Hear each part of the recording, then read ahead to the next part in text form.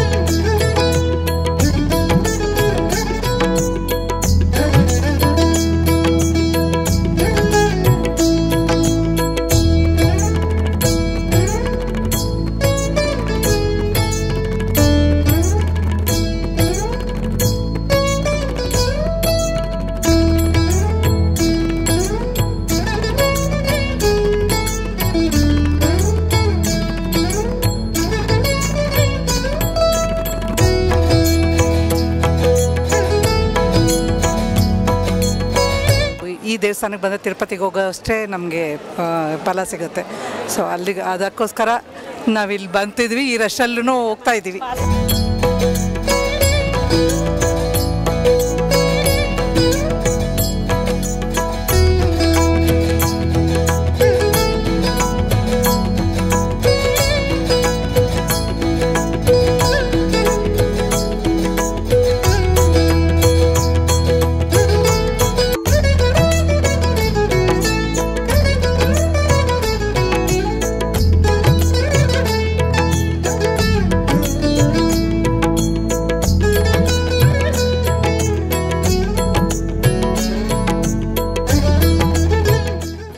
ದೇವಸ್ಥಾನ ಬಂದ್ಬಿಟ್ಟು ಚೋಳರ ಕಾಲದ ಪ್ರತಿಷ್ಠಾಪನೆ ಆಗಿರ್ತಕ್ಕಂಥ ದೇವಸ್ಥಾನ.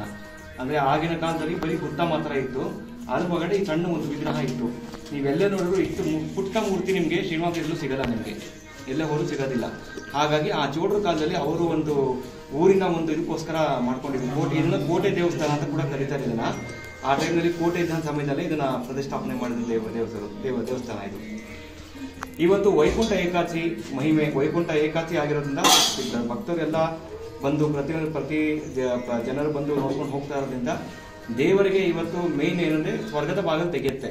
ಅದಕ್ಕೋಸ್ಕರನೇ ವೈಕುಂಠ ಏಕಾದಶಿ ಮಹಿಮೆ ಅಂತ ಹೇಳ್ತಾರೆ. ಹಾಗಾಗಿ ಮಾಡ್ಕೊಂಡು ಹೋಗ್ತಾರೆ. ಪ್ರತಿ ವರ್ಷನೂ ಕೂಡ ಇಲ್ಲಿ ವೈಕುಂಠ ಏಕಾದಶಿ ನಡೆಯುತ್ತೆ.